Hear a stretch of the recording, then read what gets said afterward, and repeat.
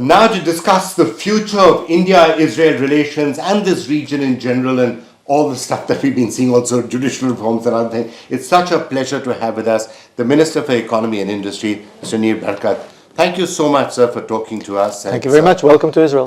Thank you so much. It's been a pleasure to be out here and to see all the great and innovative stuff that's going on, which of course is, I think, one of the key underpinnings of the partnership as you're also seeing taking it forward. Israeli innovation, Indian scale, you put them together, you could possibly have magic. Indeed, I think I come from the tech sector. That's my background, and I just had a meeting with a beautiful mission from India.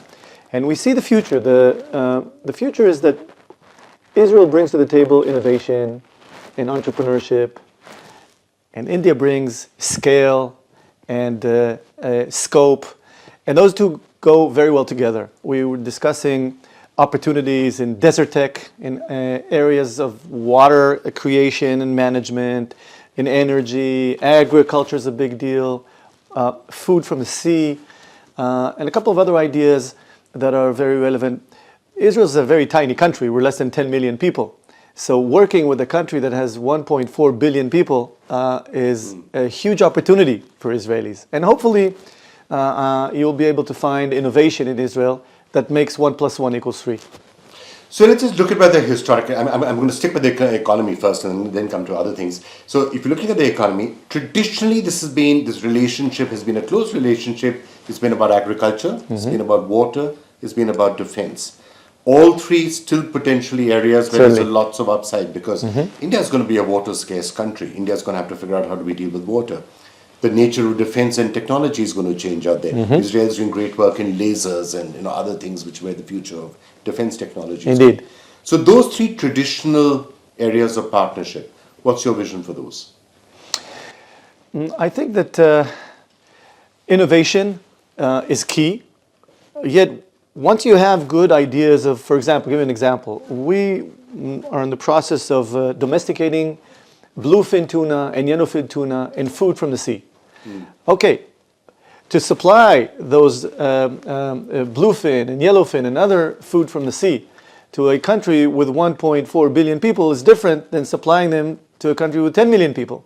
So the scope and the relationship, I see a huge opportunity working together.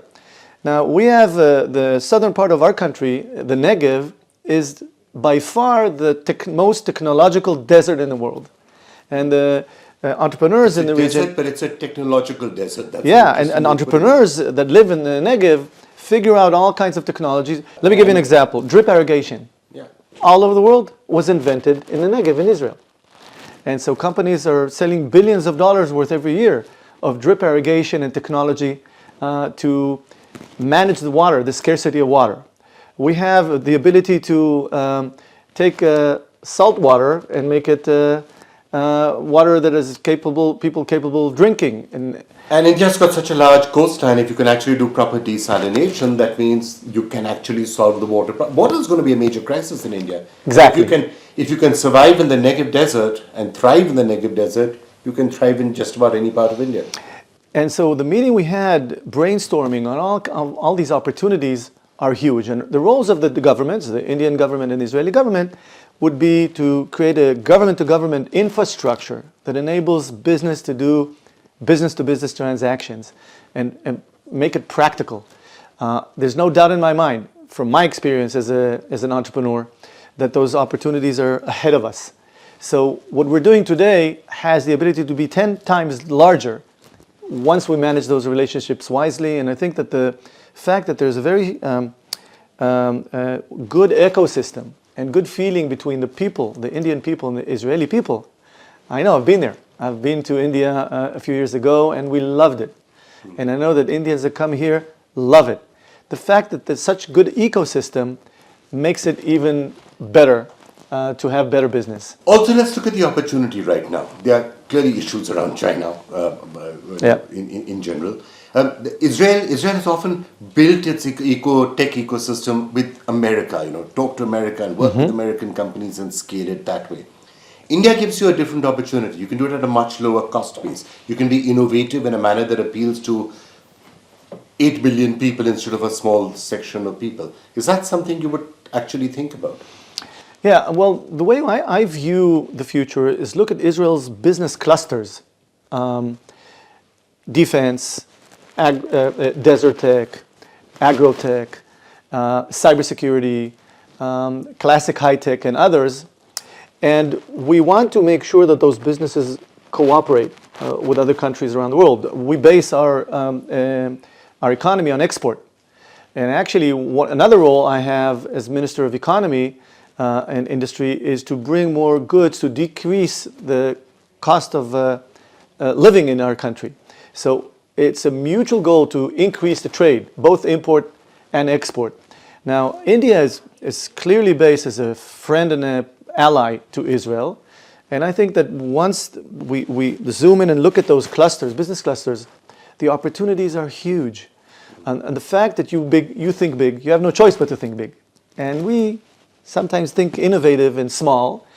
That connection could help us scale our export and help create investment opportunities for the benefit of both people. So I certainly see that path, which is a very, very clear path for growth for both sides. In the immediate future, to just wrap up the India part of it, I2U2 has obviously been something that India has been very closely working on, the Abraham Accords, opening it up to other countries, including UAE, with whom India has very close relations. So that's been one step. There's talk about an FTA. Is that something that is critical and crucial for the relationship? Yeah, it helps. It helps a lot because what we do in the FTA is actually listen to the business people, what they need. And it should serve closer business-to-business ideas and more import and export to both sides. From our experience doing with other countries, it's very beneficial. And we would like it to be targeted for the benefit of the businesses of both sides. And then you'll see that everything else will improve. Mr. Nir Barkat, thank you so much. My pleasure. Thank you. Welcome to Israel again. Thank you. WION is now available in your country. Download the app now and get all the news on the move.